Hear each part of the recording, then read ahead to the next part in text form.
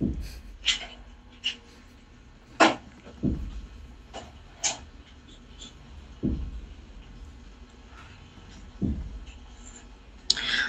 morning, everyone. We are the Group 5 and we will discuss the endocrine system. I'm Arliza Alison Arellano and I will be discussing the overview of endocrine system. Next slide po. So by the end of this report, you should be able to describe the major functions of the endocrine system, define what hormones, endocrine glands, and target cell are, and lastly, compare how the endocrine system differs from nervous system in controlling the body. Next slide po. So, endocrine system controls many vital activities in our body.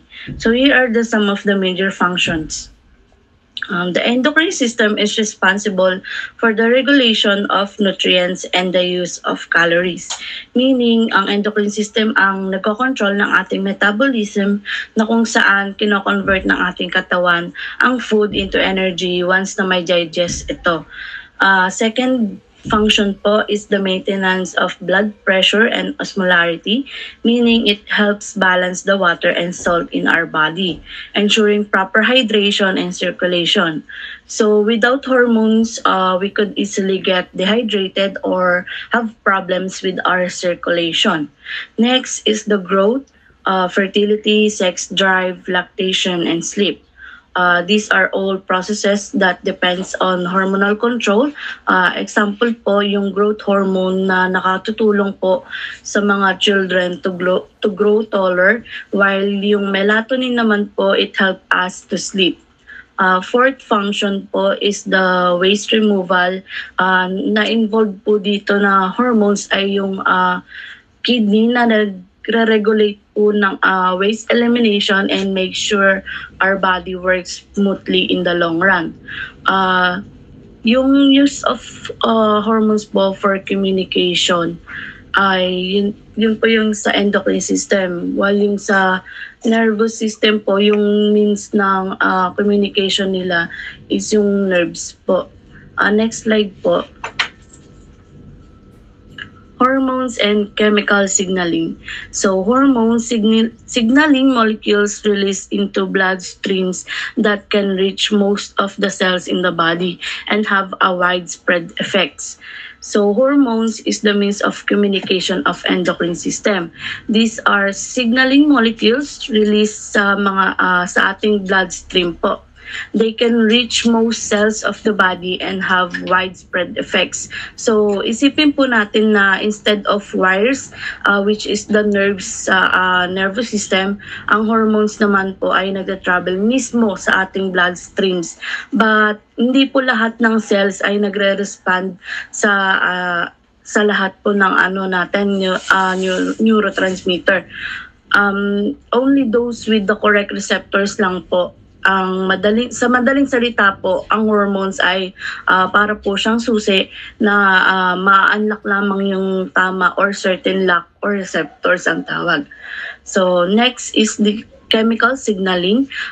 It involves exocytosis, release molecules that diffuse throughout the body fluids and bound by molecular receptors.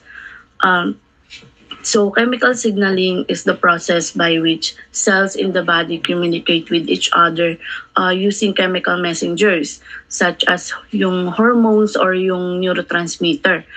These allow different parts of the body na mag-coordinate sila ng functions. So without chemical signaling, organs would act independently and the body couldn't properly adjust to changes like hunger, temperature, or stress. Example po nun is kapag yung blood sugar po natin nag-i-increase, yung pancreas po magre-release po ng hormone na insulin that will travel through our blood to papunta sa target cells such as muscles, liver, or fat. Then these cells po nagre-respond po sila by absorbing the glucose, kaya po nag-lower yung blood sugar natin. Next slide po. So these are the four types of chemical signaling. First one po yung paracrine signaling, which madaling salita po, ina-affect niya po yung neighboring cells. So and limited lang po siya sa mga local environment. Although it may enter the bloodstream, their concentration po is generally too low to elicit response from distant tissues. Example po yung skin cells, nagre-release ng factor na nagme-make ng nervous cells na mag-heal ng mabilis. So second po is the autocrine signaling that affects the same cell that release the signal. Example po yung mga immune cells natin, kapag po may pathogens na nakapasok sa ating katawan, nagre-release po yung immune cells ng signals para po sabihin sa sarili nila na mag-multiply para po makill po nila yung bacteria or pathogens na nakapasok sa ating katawan. Yung third one po is the neurotransmitter, are the chemicals used by nerve cells to send messages quickly across the body. Even though na they belong to the nervous system, they work po closely with the endocrine system, especially through the hypothalamus and pituitary gland, which is the major glands po ng endocrine system. Nagko-connect po siya sa brain to hormone release. For example po, yung hypothalamus uses neurotransmitter to tell the pituitary gland kung kailan po magre-release ng hormones that nagko-control ng growth, metabolism, and stress response. Lastly po is the endocrine signaling, are hormones secreted into the extracellular fluid diffuses into blood or lymph. And they can travel also great distances throughout the body. For example po, the thyroid gland in the neck produces thyroid hormone, which affect po sa ating metabolism in the entire body. Next slide po. Thank you. So endocrine glands have endocrine glands, ductless, release hormones into fluid. Major endocrine glands po is yung pituitary, thyroid, parathyroid, adrenal, and pineal. Organs with endocrine functions ay the hypothalamus, thymus, heart, kidneys, stomach, intestine, liver, adipose or fats, ovaries, and testes for boys and ovaries for girls. So endocrine glands are the major players in the system. Endocrine glands are ductless glands that release hormones directly into the bloodstream or body fluids like interstitial fluid. So these hormones po na nagto-travel throughout the body to find target cells that have specific receptors for those hormones. Endocrine glands also maintain long-term homeostasis in the body and help the body respond to internal and external changes such as stress or changes in energy levels. Their effects are slow but long-lasting po siya compared sa nervous system. In contrast naman po, yung exocrine glands have ducts, secrete sweat, tears, saliva, and digestive juices. So exocrine glands are glands that use ducts to carry their secretions to specific body surface or internal cavities. Like the digestive tract or skin surface, their secretions are not hormones, but other useful substances such as enzyme, sweat, saliva, or mucus. So, ang special case po ng endocrine and exocrine glands is the pancreas. Pancreas, which is both po ng endocrine and exocrine glands ay meron po siya. So, ang pancreas po ay nagre-release ng insulin and glucagon as an endocrine gland and digestive enzymes naman po as an exocrine gland. So, next slide po.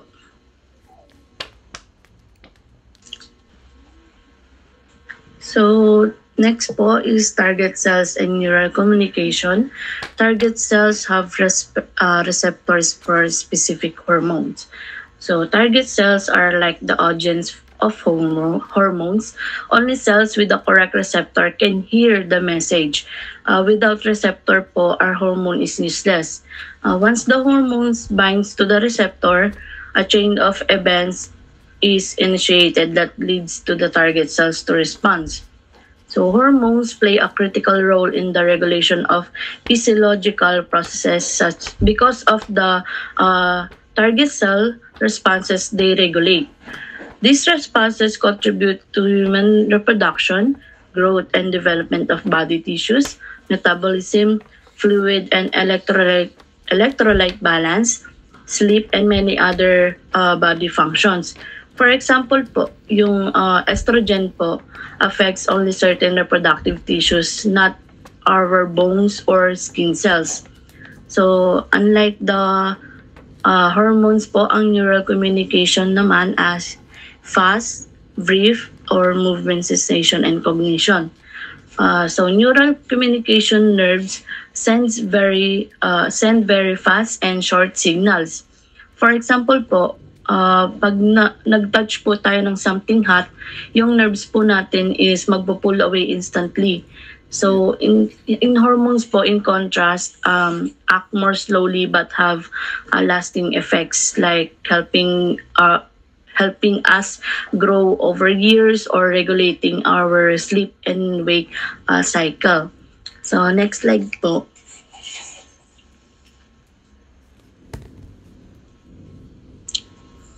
Next slide po, please. Thank you. So the nervous system po and endocrine system are the body's two main control and communication system that work together to maintain homeostasis. The nervous system communicates through electrical impulses and neurotransmitters, producing a fast and short-term responses that control immediate actions such as movement, reflexes, and sensations. In contrast po, yung endocrine system communicates through chemical messengers called hormones, which are released by ductless endocrine glands into the bloodstream. These hormones act more slowly, but their effects are long-lasting, regulating vital functions such as growth, metabolism, reproduction, and stress response. Excuse po. Well, the nervous system provides quick adjustment to the body's environment, the endocrine system ensures long-term regulation and balance. Together po, they form an integrated network na nag-coordinate both rapid and sustained body activities to keep internal conditions stable and efficient. For example po, during stress, yung nervous system natin tinitrigger po niya yung adrenal glands na mag-release ng hormones like adrenaline. Showing po na both system nag-cooperate siya para makip yung body natin na balance. So, next slide po. So, summary of chapter 17.1. So, the endocrine system is one of the body's two main communication system. The other is the nervous system. It works through hormones, which are chemical messengers secreted into the bloodstream. These hormones travel to target cells, which respond only if they have the right receptors. A major function po ng endocrine system ay regulation of metabolism, maintains blood pressure and osmolarity or fluid balance, controls po ng growth, reproduction, fertility, sex drive, lactation, and sleep. And endocrine system help us in waste elimination and also maintain a long-term homeostasis. Hormone and chemical signaling. Hormones, molecules with widespread effects in the body. Chemical signaling types are the paracrine, signals to nervous cells. Autocrine, signals to itself. Neurotransmitter, signals between neurons and local cells. Endocrine, hormones through blood to distant cells. Next slide po. Thank you. So endocrine versus exocrine glands. Endocrine glands are ductless. Nagre-release siya ng hormones directly like pituitary, thyroid, adrenal, and pineal. Exocrine glands po have ducts, releases substances like sweat, saliva, and digestive juices. So, ang mga organs po na merong endocrine functions ay the hypothalamus, heart, liver, kidney, stomach, intestine, adipose or fats, ovaries for girls or female, testes for male. Endocrine versus nervous system. So, nervous system is a fast, short-term control like movement, reflexes, and sensation. Endocrine system is slower compared to the nervous system. It is also long-lasting control like growth, reproduction, and metabolism. So example of these are the reproductive hormones may take hours or days to act. So both systems often work together. For example, sa stress response, it involves stress and hormones, nerves and hormones rather. Next slide po. So that's the end of my discussion about the overview of endocrine system. So thank you very much po.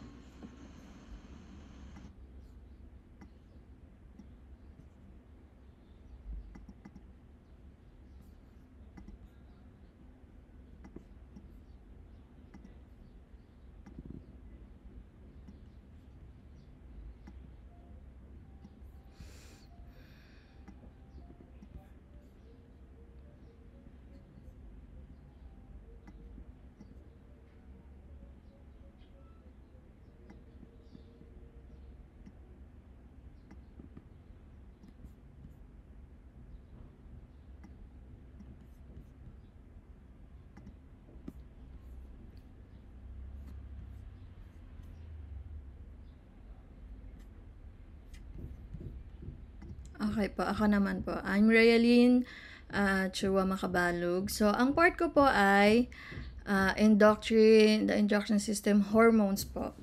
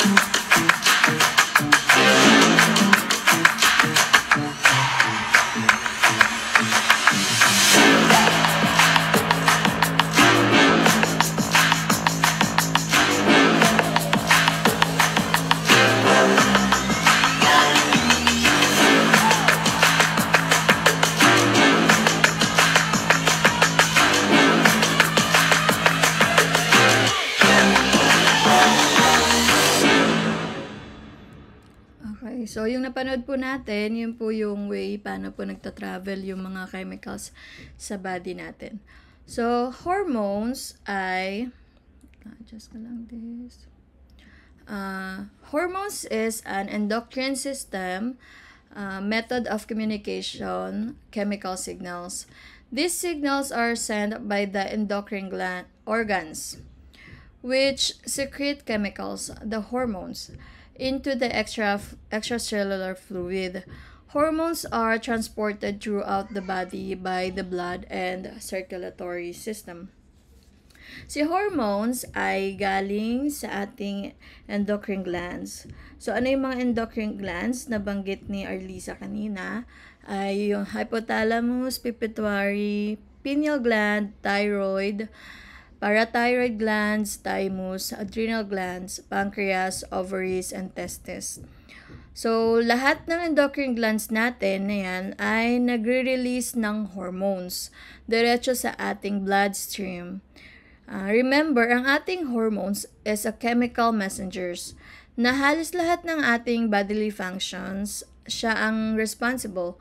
Examples are metabolism, growth, development, mood, and reproduction. So, what happens if our hormones are too little or too much? Which we are familiar with the term hormonal imbalance. So, ang symptoms nito ay weight gain or loss, mood swings, high estrogen in men, erectile dysfunction, breast enlargement. Diba usually makakakita ka? Minsan, ewan ko nakakita na kayo, pero ako nakakita na ako ng lalaki na para siyang may dede. Ganon. Malaki yung niya, yung chest niya na, hindi chest na dahil bulky siya. Basta para siyang meron talagang So, ayun yung high estrogen in men. Ayun, erectile dysfunction, yun yung hindi na tumatayo yung niya, ganyan. High androgens in women naman. So, usually, ang nangyayari dito, irregular menstruation, acne, hirsutism. Ito yung, excessive hair growth ng babae na para na siyang lalaki. Na makikita mo minsan, usually, sa legs. Meron siyang bigoted balbas. Ayan. So, ang tawag doon, hirsutism. So, yun yung mga symptoms ng hormonal imbalance. Marami pang reasons ba't nagkakaroon ng hormonal imbalance. Like, puberty. Yan, nagsistart na mag-change ang body mo. So, syempre, yung dati mong hormones, nag-change na siya. So, yung puberty, isang reason sa hormonal imbalance, and pregnancy, menopausal, poor diet, lack of exercise, or minsan dahil sa medication na iniinom. So, mayroong side effect yung iniinom mong medication. So, or isa pa, hereditary, cause of genes. So, minsan galing pala sa genes. So, kaya, nagkakaroon ka ng hormonal imbalance. So, ano yung mga treatment? Usually, you can consult to a healthcare professional to determine the cause and find the right treatment for hormonal imbalance. Okay, so dito naman tayo. Next natin. This one. So, types of hormones. Steroid hormone are produced by modifying cholesterol. It maintained its characteristic ring shape. They are lipids. They are lipophilic and diffuse through membrane easily.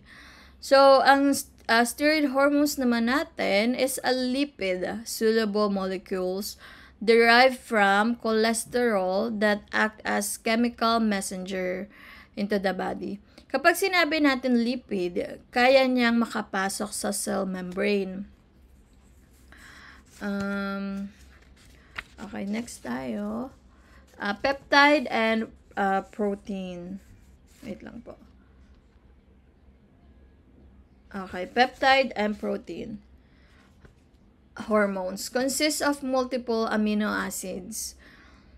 50 amino acids is called a peptide and joined by peptide bonds, but greater than 50 amino acids is called a protein.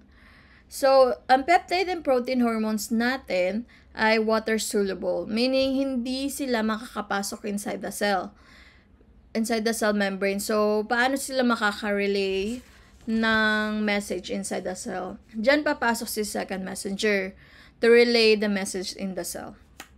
So, next natin ay si amine hormone produced by modifying a single amino acid. So, pag single amino acid, it's called amine hormone.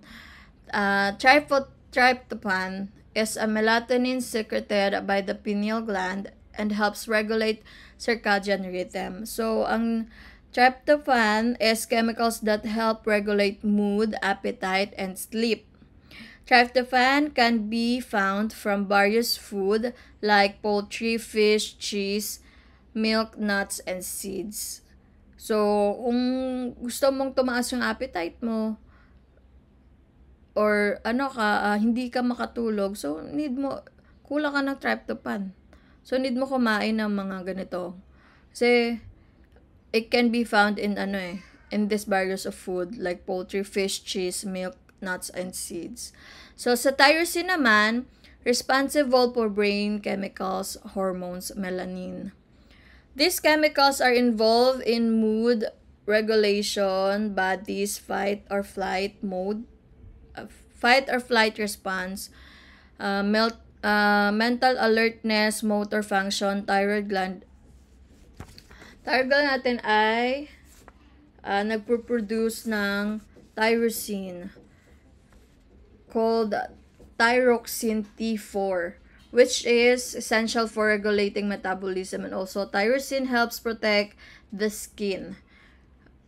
Where you can get tyrosine, foods like meat, salmon, milk, yogurt, tofu, beans, pumpkin seeds, etc. So tyrosine is the basis for many amine hormones. It includes epinephrine and norepinephrine that's secreted by the adrenal medulla and play a role in the fight or flight response. So let's watch this to understand more about paano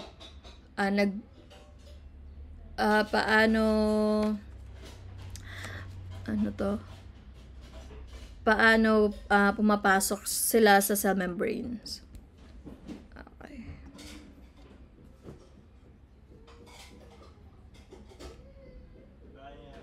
Here is a cell, the basic unit of all living tissue. In most human cells, there is a structure called the nucleus. The nucleus contains the genome. In humans, the genome is split between 23 pairs of chromosomes. Each chromosome contains a long strand of DNA, tightly packaged around proteins called histones. Within the DNA are sections called genes. These genes contain the instructions for making proteins. When a gene is switched on, an enzyme called RNA polymerase attaches to the start of the gene. It moves along the DNA, making a strand of messenger RNA out of free bases in the nucleus. The DNA code determines the order in which the free bases are added to the messenger RNA. This process is called transcription. Before the messenger RNA can be used as a template for the production of proteins, it needs to be processed. This involves removing and adding sections of RNA. The messenger RNA then moves out of the nucleus into the cytoplasm.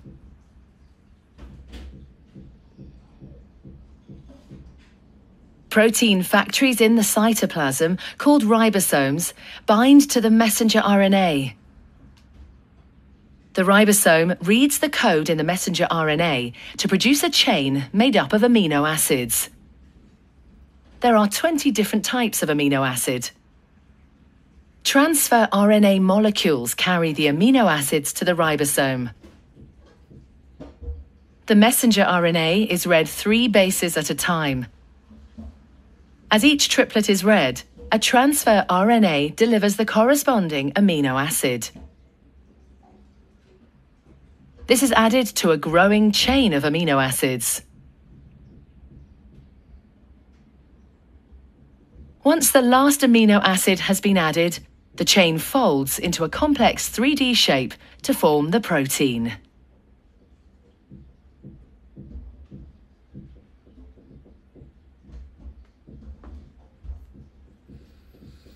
Ayun. So, ganun siya sumama sa cell membrane. Okay. Okay. So, dito naman tayo sa pathways of hormones.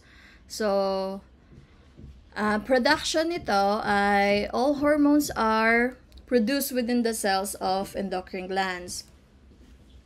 Genomes contain the instructions to produce enzymes that are capable of modifying cholesterol into new structure as steroid hormones.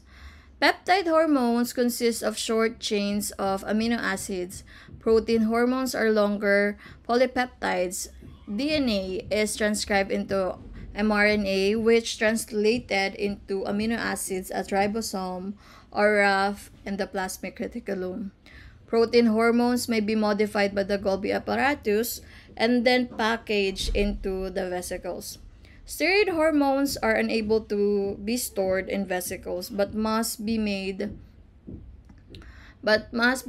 on demand when the endocrine cell is triggered to begin production. As soon as the steroid hormone is made, it will diffuse out of the cell and into the extracellular fluid. Okay, so paano siya nagta-travel? Protein and steroid hormones travel differently in the blood. Steroid hormones tend to last longer in the bloodstreams. They are likely to persist for 30 to 90 minutes after release, compared to only a few minutes for a protein-based hormone. Reception. Once released, every hormone has the ability to reach just about any cell in the body. So, which cells are its target is determined by their expression of a hormone receptor. Hormone receptor is a protein located either inside the cell or within the cell membrane. The receptor is specific to the hormone. It shows a target cell that expresses several receptor mules. Steroid hormone receptors are usually found inside the cell. Once the target cell receives the hormone signal, it can respond in a variety of ways: stimulation of protein synthesis, activation or deactivation of enzymes, alteration in the permeability of the cell membrane, altered rates of mitosis and cell growth, stimulation of the secretion of products. A single hormone may be capable of inducing indifferent responses in a given cell. Proteins are too large to diffuse through the membrane. Therefore, the receptors are expressed on the cell surface. Steroid hormones and thyroid hormones are lipid soluble, so they diffuse into and out of the cell randomly. Cells express receptors for these hormones internally rather than on the surface. So, dito tayo sa pathways involving intracellular hormones receptors. So, intracellular hormone receptors are located inside the cell. Hormones that bind to this type of receptor must be able to cross the cell membrane. Thyroid hormones are also lipid soluble due to their unique structure and can enter the cell. Also, internal hormone receptor may reside within the cytosol or within the nucleus. The hormone and receptor move together and bind to a particular segment of the cell's DNA. The binding of the hormone receptor complex to DNA triggers transcription of a target gene, generating an mRNA transcript which moves to the cytosol and directs protein synthesis by ribosomes. So, let's watch this to further understand paano nag-travel yung hormones natin sa body. Okay po.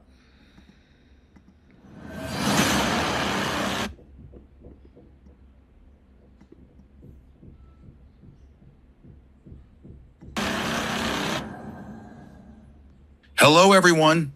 Welcome to this exciting session where we unravel the fascinating mechanism of hormone action. Hormones, the body's chemical messengers, regulate various physiological activities. But have you ever wondered how they work? Let's break it down. Hormones are secreted by endocrine glands and travel through the bloodstream to reach their target cells or organs. Once there, they bind to specific receptors, like a key fitting into a lock. This is where the magic begins. Hormones are non-nutrient chemicals which act as intercellular messengers and are produced in trace amounts.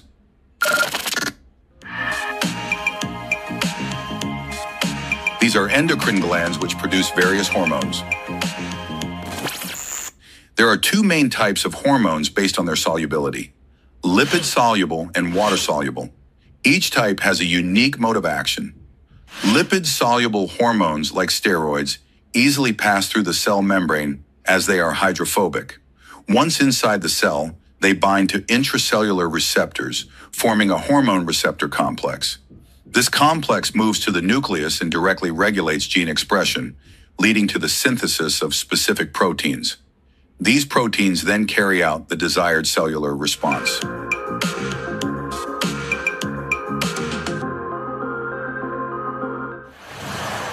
Water-soluble hormones, such as insulin, cannot cross the lipid bilayer of the cell membrane. Instead, they bind to receptors located on the cell surface. This triggers a cascade of events inside the cell, a process often called signal transduction.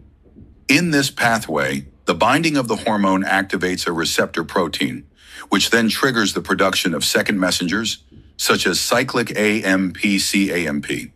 These messengers amplify the signal and activate specific enzymes or proteins within the cell, leading to the desired effect.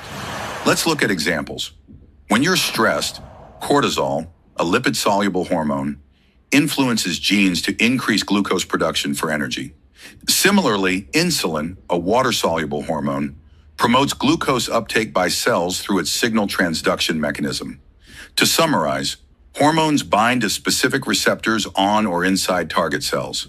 Lipid-soluble hormones act through gene regulation. Water-soluble hormones use signal transduction involving second messengers. This precise communication system ensures that every cell knows exactly what to do and when to do it. That's the mechanism of hormone action in a nutshell.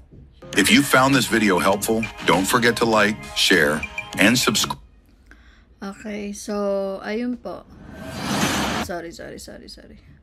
Ayan.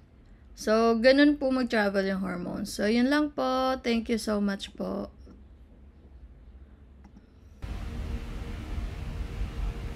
So, let's move on. The endocrine controlled by the hypothalamus and pituitary gland. Before that, I'm Basha Mary Joy N. So, next po.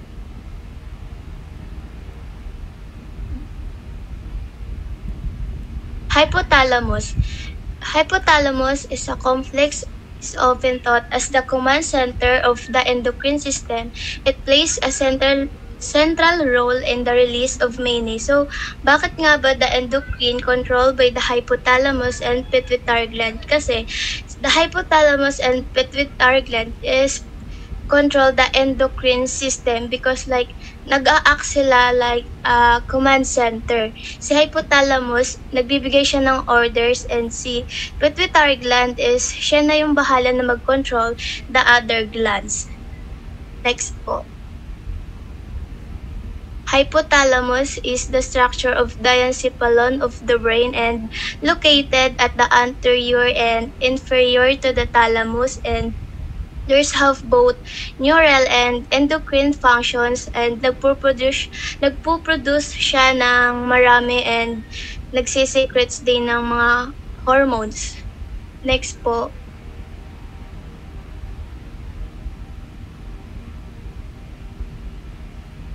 And si pituitary gland naman, or also known hypophysis, suspended beneath the hypothalamus, and nagko-consist siya ng dalawang glands, which is the anterior pituitary and posterior pituitary. So, itatakal natin yan mamaya.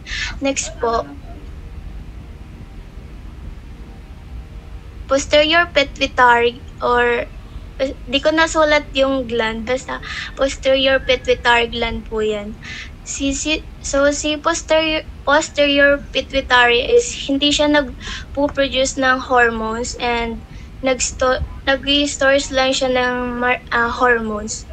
Posterior pituitary is anatomically and functionally separate from the hypothalamus, and hormones produced in hypothalamus and transported along axons and stored in posterior pituitary. Si posterior pituitary is may dalawa siyang two regions of posterior po yan, hindi ko na change pala. Two regions of hypothalamus, which is number 1, paraventricular nuclei, nagpo-produce siya ng oxytocin, and the second one is supraotic nuclei and produce antidiuretic hormone or ADH. Next po. So, first is let's talk about oxytocin. What is oxytocin? Si oxytocin is responsible po niya talaga, or yung role niya is for childbirth and lactation.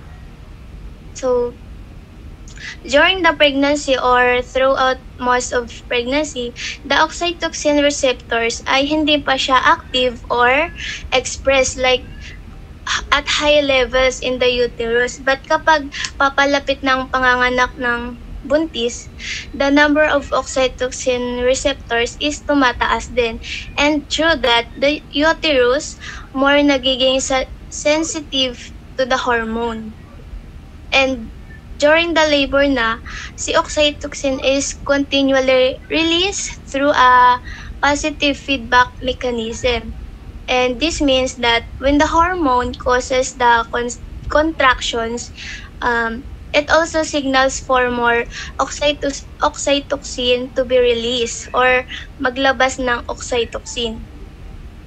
Kapag napupush na ang ulo ng baby sa cervix, so nagkukos siya ng paglaki or pagbend or stretching ng cervix. So, ang pagbebend or stretching ng cervix is send signals to the hypothalamus to release ng maraming oxytocin, and nagpo-produce ng sa hypothalamus, and si pituitary gland is i-release niya or ilalabas niya si oxytocin. So these contractions mas nagiging stronger pa siya, and they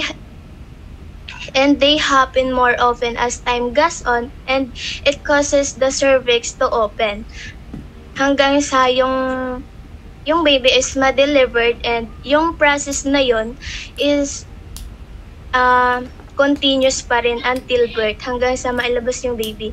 And after childbirth, may role pa rin si oxytocin na kasi nga 'di ba yung role niya is lactation. So after mailabas yung baby,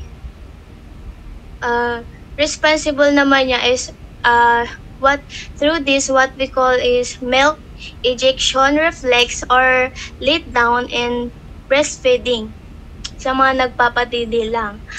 So wait lang. So when the baby starts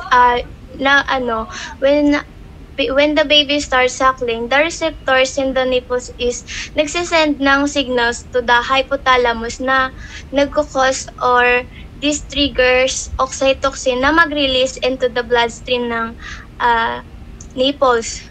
Within a seconds lang, magre-release na ng oxytocin. The milk ducts contract and milk is released into the baby's mouth. And aside from that, si oxytocin is also promotes emotional bonding between the parent and the newborn, known as attachment. And in both men and women, oxytocin is related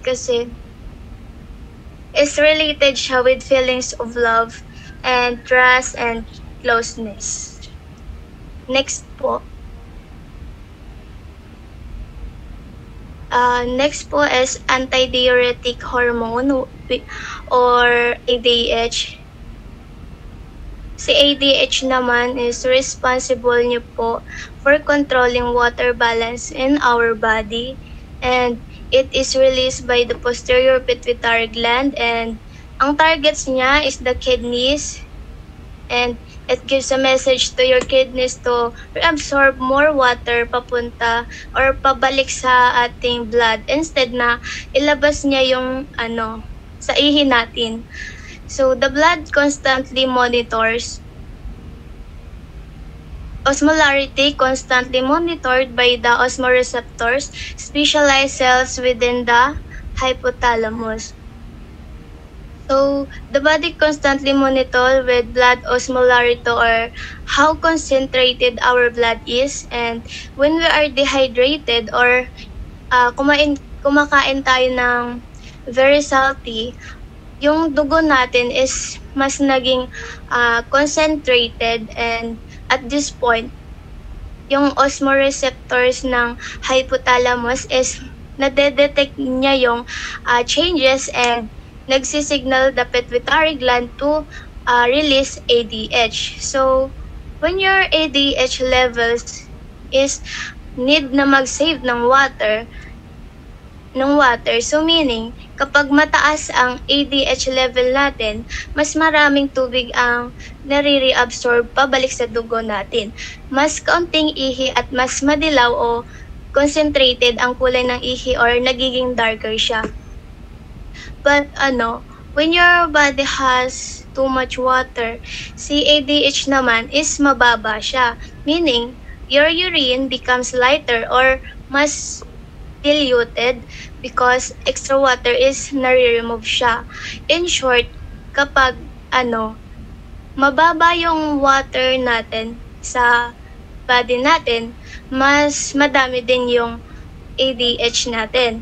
So, kapag ganon, mas concentrated ang urine natin, and kapag high water naman yung body natin, mas less naman yung ADH natin. So, mas diluted yung urine natin.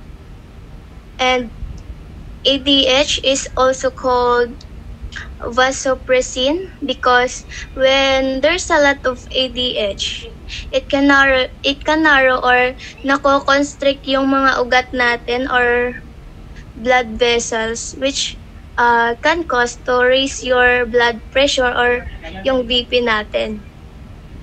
And si ADH is nagre-release ng may follow sa negative feedback loop, and that means once your blood's water levels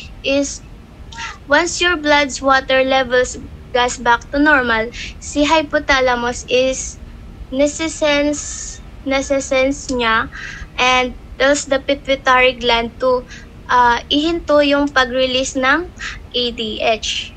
And katulad nga ng sinabi ni Sir Marvin last week yun. Kapag uminom tayo ng alak or alcohol, it's inhibiting to release of ADH or antidiuretic hormone from the pituitary gland, which means dahil napipigilan ng ADH, it can tell your kidneys na kidney, mag-reabsorb ka ng water back into the bloodstream. So, instead na mag-save ng water sa katawan, mas maraming tubig ang nailalabas sa ihi. Kaya mas madalas kang umiihi kapag umiinom tayo ng alak. And because of that, nababawasan ng tubig sa katawan natin. So, magkakaroon tayo ng dehydration. And ang dehydration naman, ang isa sa mga dahilan kung bakit nakakaramdam ka ng sakit ng ulo, at panghihina ng katawan kinabukasan na tinatawag natin na hangover. So next po, anterior pituitary. So si anterior pituitary naman is nagpo-produce siya ng hormones unlike sa posterior, and si anterior produce 6 hormones are regulated via tropic hormones. So itatopic niyan mamaya. The hypothalamic tropic hormones secreted by the neurons. Hypothalamic hormones are transported to the anterior pituitary without first entering the systemic circulation, and prevents the hypothalamic hormones from being diluted and speeds communication between two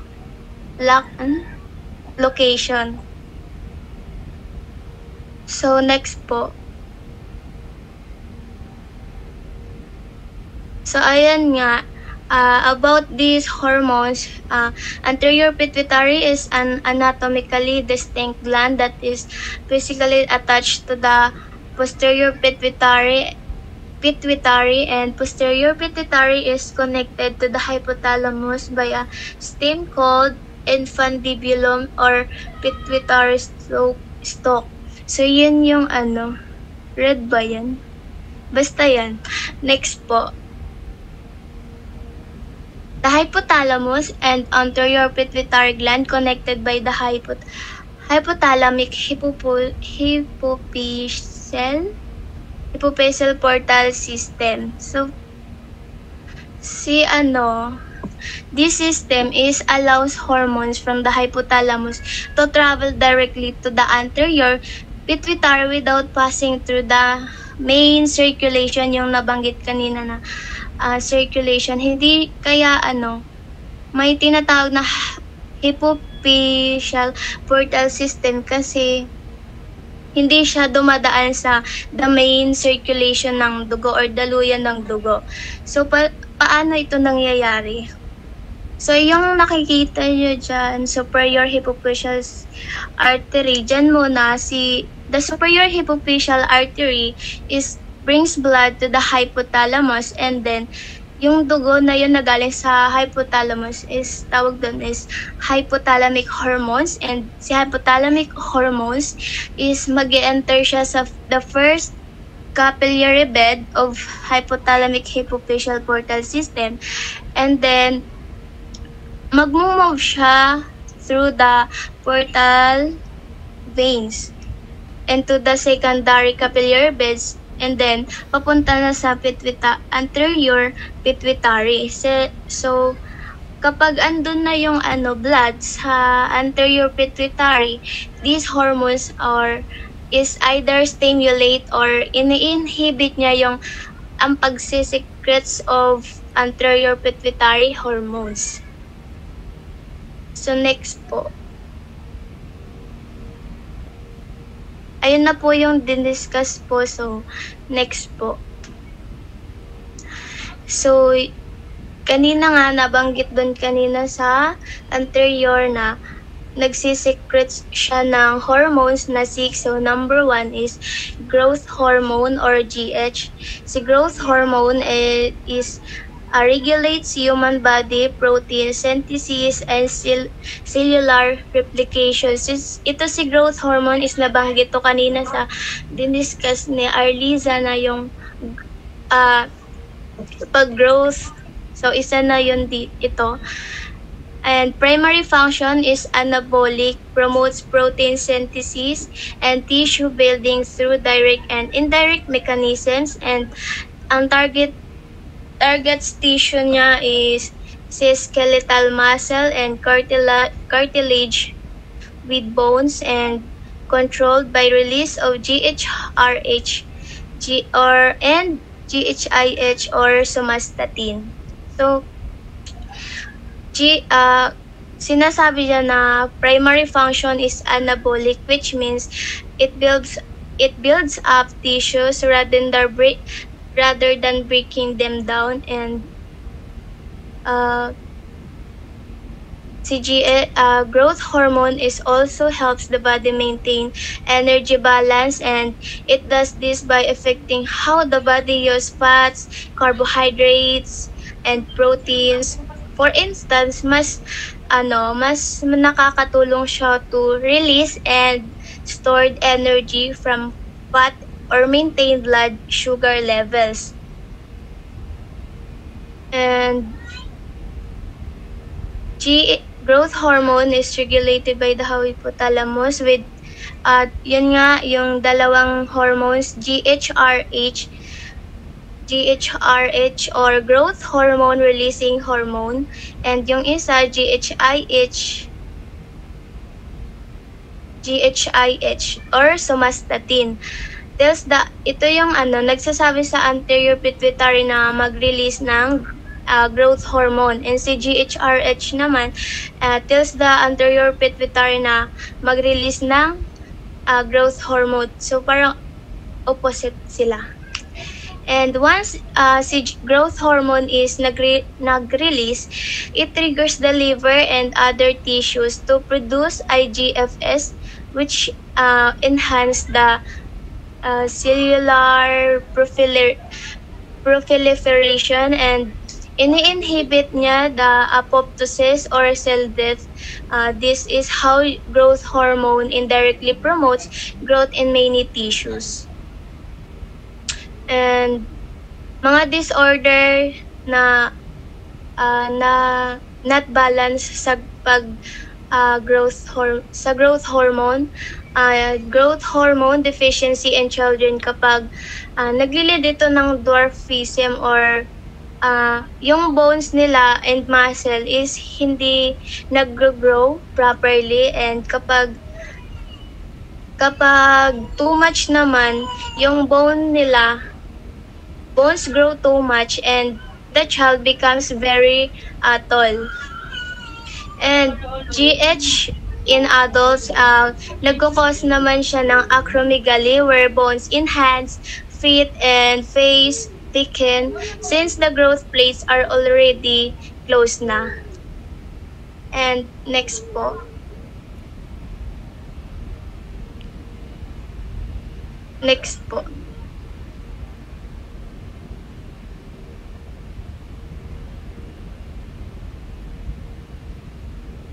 So next po is thyroid stimulating hormone or TSH. Thyroid gland is regulated by thyroid stimulating hormone or TSH, released from the anterior pituitary and responds to thyrotropin releasing hormone or TRH from the hypothalamus, and triggers secretion of thyroid hormones by the thyroid gland. Negative feedback loop, elevated levels thyroid hormones in the bloodstream then trigger a drop in production of TRH and TSH. So yung the main function nga ng TSH is to stimulate the thyroid gland to produce thyroid hormones, and specifically T3 or triiodothyronine and T4 thyroxine, and si thyroid hormones are necessary talaga siya for metabolism regulation, which controlling how fast the body uses energy, growth, and development, especially the brain and the brain development sa children, and body temperature maintenance na nag-help siya the body way na mag-stay warm or maging katamtaman lang na init, and heart and nervous system function na ensures proper heart rate and nerve signaling, and the target tissue niya is the thyroid gland. And yun lang. Next po. Adrenocorticotropic hormones or ACTH. So si ACTH naman stimulates adrenal cortex, secrete corticosteroids hormones or cortisol. The release of ACTH is regulated by the corticotropin releasing hormone to normal physiologic rhythms, and ACTH in the stress and response is discussed later in this chapter.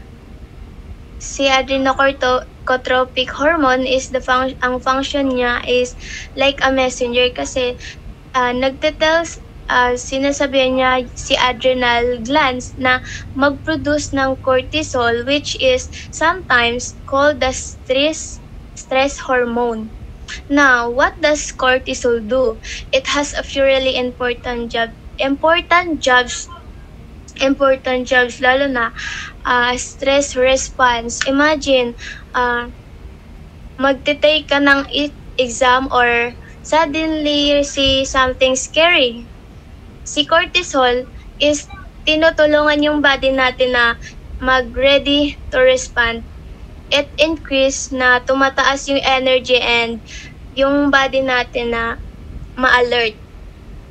And metabolism, si cortisol na decides how your body uses energy, and it can break down fats, proteins, or sugar. So your body, may energy siya na work out. And stressful situation like studying for a periodical exam is nakakapag-increase din siya ng ACTH na mag-release. Next po. Follicle stimulating hormone or FSH. Ito is stimulates the production of and maturation of sex cells or gametes, including oocytes in ovaries in women and sperm in men. So, ang function nito is the reproductive organs to start producing gametes, or si gametes are the sex cells. And so that means si oocytes ay egg siya in females and sperm in males naman sa lalaki. In females, si follicle stimulating hormone is tinutulungan niya na yung egg natin is mag-mature inside the ovarian follicles and preparing them for ovulation. Ang target tissues ni follicle is ovaries para sa babae. Nag-stimulate siya ng follicle development and estrogen production, and para ma-help niya na mag-grow yung follicle stimulating hormone ng babae. And sa lalaki naman is nag-stimulates ng sperm production or tinatawag na spermatogenesis. Tinatawag sa lalaki na testes. It is the testes to make enough sperm for production. So si follicle works together with luteinizing hormone, yung panglima, luteinizing hormone or LH. So dito naman, ang function nito in females as it triggers the ovulation, which is the release of a mature egg from the ovary, and nag-stimulate siya stimulates the ovaries to produce estrogen and progesterone, which prepare niya yung body natin for pregnancy and mag-regulate ng menstrual cycle o yung tinatawag na regla sa babae. So in males naman, si luteinizing hormones is nagsisignal siya sa cells ng testes ng lalaki na mag-produce ng testosterone, which is necessary siya for sperm production and sa development ng male characteristics like muscle growth, deep voice, and facial hair. So ang target tissue niya is ovaries, ovaries sa babae, testes sa lalaki. And next po. So, this is the last one. Prolactin or PRL, responsible for promotes the production of milk in individuals who are lactating. During pregnancy, it contributes to mammary gland development after childbirth and stimulates mammary glands to produce milk, and inhibited by dopamine. And prolactin levels rise in response to prolactin-releasing hormone or PRH from the hypothalamus during pregnancy and lactation. So yun nga, prolactin siya, yung role niya is to promote milk production or lactation sa mga bagong kapanganak lang. But PRL also contributes to mammary gland development during pregnancy. Ibig sabihin, nag-help siya na mag-breast, get ready to produce milk before the baby is born. So habang buntis pa siya, nagpuproduce na ng milk yung breast natin habang hindi pa nabubuhay yung baby or nailabas. And the target tissue niya is mammary glands, the parts of the breast, and responsible for producing and storing milk na nag-stimulates ng glands to produce milk and release it during breastfeeding na. And dopamine inhibits prolactin when milk production is not needed and preventing unnecessary milk production. But si prolactin is naturally rises during pregnancy and pagkatapos manganak. So, yung katawan natin is ready to feed the baby na. And kapag mataas yung prolactin natin is nagkukos siya ng galactorrhea kung saan yung nagkakaroon tayo ng milk sa breast natin kahit hindi tayo buntis or yun nga without pregnancy. So may also affect fertility because kapag mataas yung prolactin natin is can interfere with the normal reproductive hormones. And kapag mababa naman yung prolactin natin is nagre-resulta naman siya ng mababang milk production pagkatapos manganak, and so nahihirapan magpa-breast yung nanay kasi low yung prolactin niya. Next po.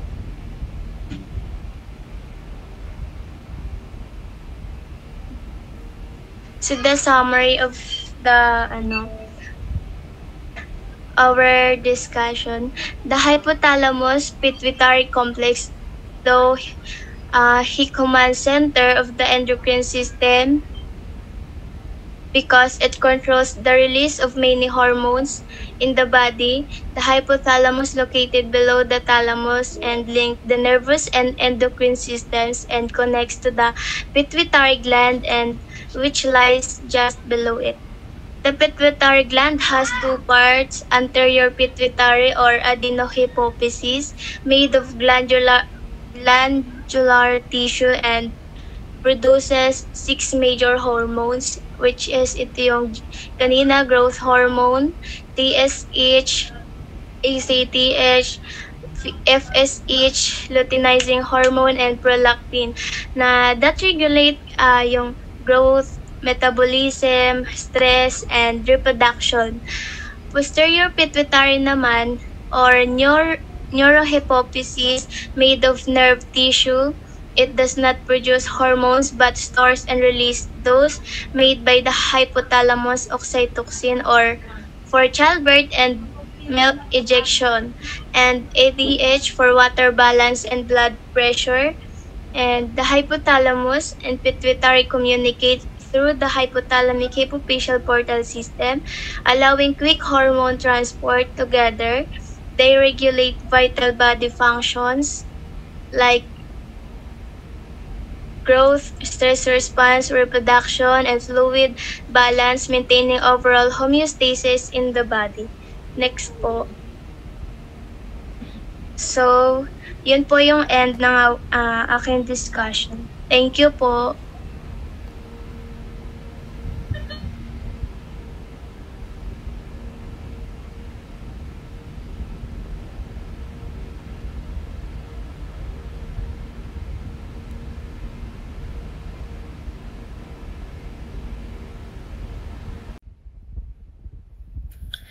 Good afternoon, everyone. I'm Angel Villanueva, and today I will explain about the parathyroid glands and adrenal glands. These two glands are both important parts of our endocrine system because they help the releasing hormones and maintain the balance in our body. Next po. The parathyroid glands are 14 endocrine glands are located in the neck, usually the back of the thyroid glands. Ang parathyroid glands po ay may 4 na maliit na gradula na kasing laki lamang ng butil ng Gesantes. Matatagpuan sila sa likod ng thyroid gland na bandang leeg. Ang function po ng parathyroid glands po ay kontrolin ang dami ng calcium ng dugo at ng mga buto. Ang calcium ay nagpahalaga para mapatibay ang buto at pag-urong ng kalamnan, muscle contraction at tamang paggalaw ng mga nervous impulses po. Kapag kulang po ang calcium po ng ating mga dugo, naglalabas ng parathyroid gland ang hormone na tinatawag na parathyroid hormone o PTH. Ang PTH po ay nagsasabi sa atin ng mga dugo na maglabas ng calcium sa kidney na bawasan ng calcium ng loss sa ihi at sa bituka na mas sumisipsip ang calcium mula sa pagkain. Sa madaling salita po, ang PTH ay nagpapataas ng calcium sa ating mga dugo. Two types of cell parathyroid glands po. One occipital cell and two Schwann cell po. Ang occipital cell po, ito po yung malalaking cell na kulay pink kapag tinitingnan po natin sa mga microscope po. Maraming mitochondria kaya mataas ang energy ng content. Hindi pa lubos na alam ng kanilang eksaktong function pero pinaniniwalaan po ang mga papel po nila ay sa paggawa ng PTH kapag may damage o gradula o mga matatanda. Ang Schwann cell naman po, sila po yung gumagawa at naglalabas ng parathyroid hormone o PTH. Sila yung pinakamahalagang cell dahil ang PTH na hormone ay nag-regulate ng calcium ng level. Kapag bumaba ang calcium ng dugo, sila ay agad ang kumikilos para maglabas ng PTH po. Next po.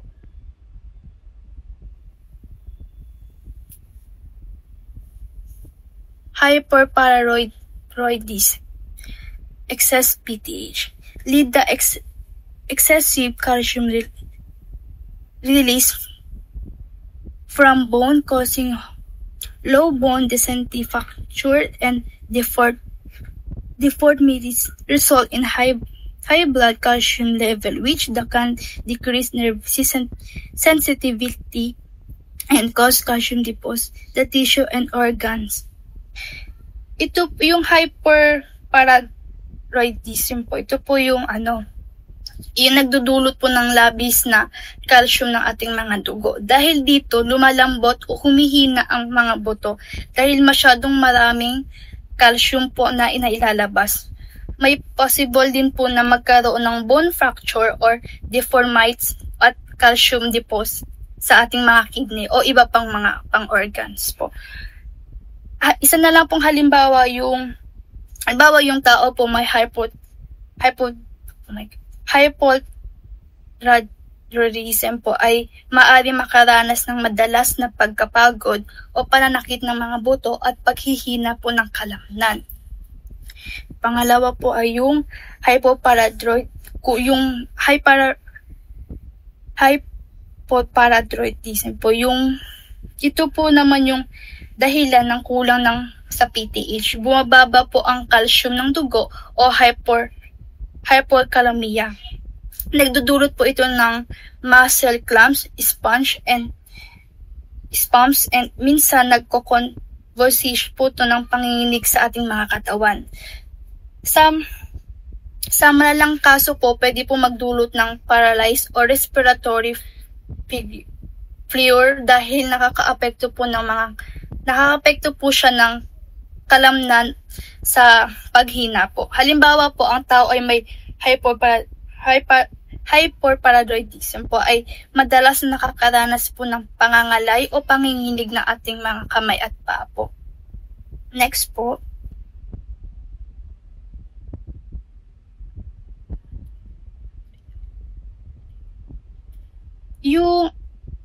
The adrenal glands po, ito yung Ito po yung natatagpuan sa ibabaw ng bawat kidney. Tinatawag po silang supernal glands dahil ang supra ay nangangahulugang above.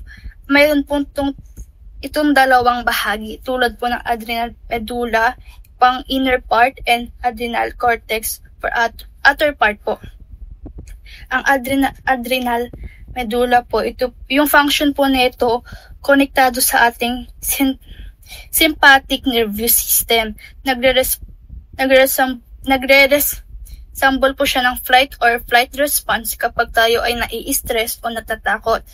Naglalabas din po siya ng iriprine adrenaline po at norepinephrine po kapag pareho pong nagpapabilis ang tibok ng puso, pagtaas ng blood pressure at pagbibigay po ng dagdag enerhiya. Example na lamang po kapag may biglaan kang kinakatakutan or nabigla kang mabilis sa pagtakbo o pagkagalaw po. Ito po yung dahilan ng adrenaline o adrenal medulla po. Ang adrenal cortex po o outer part, may 3 zone o layer po siya sa bawat isa. May sarili pong hormone o function po tulad po ng zona glomerulus. Ito po yung function po na ito, kinokontrol po niya yung mga sodium, potassium at blood pressure po natin. Pinapanatili po nito na balance ang tubig at asin sa ating katawan para hindi po tumaas o bumaba ang blood pressure po natin. Ang zona fasciculata naman po, yung function po niya tumutulong sa glucose metabolism at stress response po. Ang cortisol ay tinatawag na stress hormone dahil tumutulong ito sa katawan na magkaroon ng enerhiya kapag stress or gutom. Ang zona reticularis naman po o androgens sex hormones, yung function po niya naglalabas po ng kaunting sex hormones tulad po ng testosterone at estrogen po. Bagamat maliit po ang dami ng mga epekto, ito ay paglaki ng balahibo, sex drive at pagbuo ng muscle po. And next po yung the adrenal glands and stress response.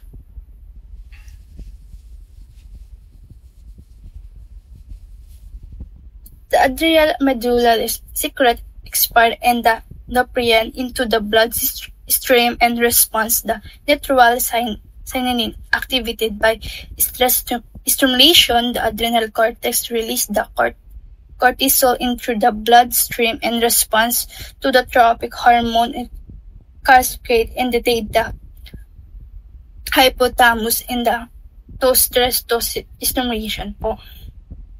Ito naman po yung kapag tayo po yung nai-stress, ang adrenal medulla po, ito yung naglalabas ng adrenaline at norepinephrine. Mabilis po ang pag-epekto nito kapag seconds po. Ang adrenal cortex naman po ay naglalabas ng cortisol na mas matagal ang epekto po. Ito po yung minutes or hour po siya. Kasabay po nila pinaghahandaan ng katawan para harapin ang stress, physical man o emotional po. Next po,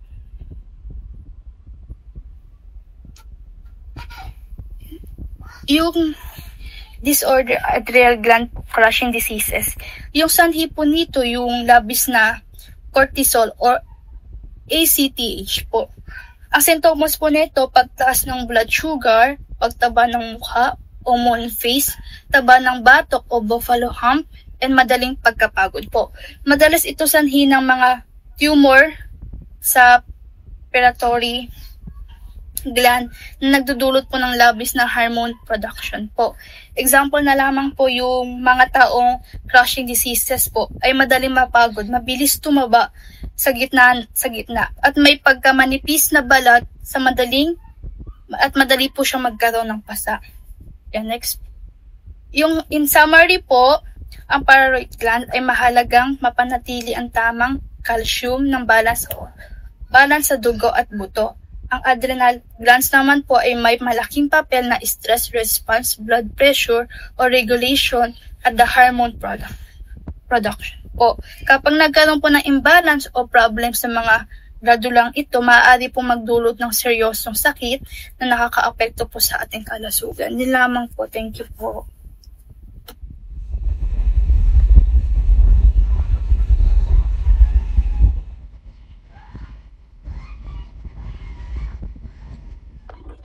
I'm Bernadette Pinalba. I will be discuss the pancreas. The pancreas is a long and slender organ located behind our stomach, uniquely function as both an exocrine and endocrine gland. Its endocrine role is carried out by clusters of cells known as pancreatic islets, which are responsible for secreting vital hormones, including glucagon, insulin, somatostatin, and pancreatic polypeptide or PP. Next po. Within these islets, there are 4 main types of cells, each responsible for producing a specific hormone. Alpha cells. Ito po yung nagpo-produce ng glucagon. Glucagon is a big shot when it comes to regulating blood glucose. If our blood sugar dips too low, glucagon steps in to raise it. Next, beta cells. Ito po yung siya po yung insulin producers. Bale, yung insulin po, opposite po siya ng glucagon. It lowers blood glucose levels, especially when we get too high after a meal. Next, delta cells. Ito naman po yung sila po yung responsible for somatostatin, which is like the chill pill of the hormone world. It inhibits the release of growth hormone or GH, glucagon, and insulin. They are keeping everything in balance. PP cells. These cells secrete pancreatic polypeptide. It's thought to play a role in appetite. Next po. Regulation of blood glucose levels by insulin and glucagon. Regarding sa blood glucose regulation, glucose is the body's preferred fuel for cellular respiration. We get it from food, and insulin and glucagon work together to ensure our cells have a steady supply. Also, most of the pancreas is exocrine tissue. The pancreas plays a significant endocrine role as well, producing and releasing, among others, the hormones, glucagon, and insulin. The endocrine cells of the pancreas are clustered in pancreatic islets. Next po.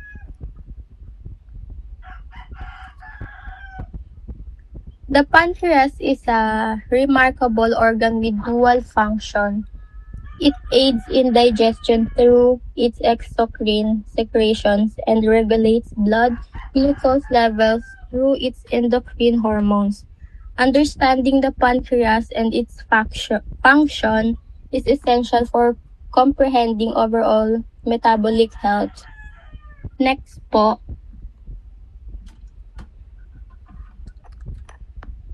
Blood glucose regulation. Basically, our blood glucose level is kept within a homeostatic range by the action of insulin, which promotes cellular uptake of glucose, and glucagon, which liberates stored glucose from the liver.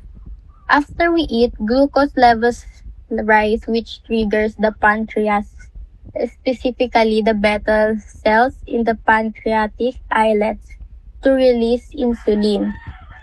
Yung insulin po, main job niya po is to help cells absorb glucose from the bloodstream. Think of insulin as the key that unlocks the door for glucose to enter cells, especially in places like skeletal muscle, adipose tissue, or fat, and other body cells. Red blood cells, as well as Cells of the brain do not have insulin receptors on their cell membranes and do not require insulin for glucose uptake. These insulins target cells such as skeletal muscles. Cells keep their glucose transporters in vesicles on the inside of the cell. Once insulin binds in the insulin receptor, a second messenger system is active, and the result is the exocytes of the glucose transporter vesicle and the expression of glucose transporters on the cell surface. The target cells can now transport glucose from the blood to the respiration. Next po. Insulin's mechanism at the cellular level. Insulin binds to its receptor on the cell membrane. This binding triggers a cellular response that involves the movement of glucose transporters from vesicles inside the cell to the cell surface. The glucose transporter facilitate the movement of glucose from the extracellular fluid into the intracellular fluid. In summary po, blood glucose regulation is a dynamic process involving the coordinated actions of insulin and glucagon. Insulin lowers blood glucose by promoting glucose uptake into cells, while glucagon po, ito po yung nagre-release ng blood glucose by stimulating the release of glucose from the liver. This intricate balance ensures that blood glucose levels remain within a narrow range, providing cells with a constant supply of energy while preventing hyperglycemia or hypoglycemia. Next po. Now, let's dive in organs in the human body. The thymus, this organs which is more active during infancy and early childhood. It produces hormones called thymosins. This contribute to the development and differentiation of T lymphocytes, which are crucial for our immune response. Next po. Yung heart naman po, when the heart experiences an increase in blood volume or pressures, cells in the heart arterial walls secrete a hormone called atrial natriuretic peptide, or ANP. ANP signals the kidneys to allow more sodium to be lost in the urine. Water follows by osmosis, and this decreases blood volume and pressures. Next po. The gastrointestinal tract. Yung cells po, the cells lining the stomach and small intestine secrete various hormones. For example, hormones added to food entering the stomach to aid digestion. Other hormones produced by the intestinal cells aid in glucose metabolism by stimulating the pancreatic beta cells to secrete insulin, reducing glucagon secretion from the alpha cells or enhancing cellular sensitivity to insulin. Next po. The kidney are also key players. They participate in complex endocrine pathways and produce certain hormones. Notably, the kidneys play a role in regulating blood calcium levels through the production of calcitriol or vitamin D3. In response to low oxygen levels, the kidney produce erythropoietin or EPO, which stimulates the production of red blood cells in the bone marrow. Next po.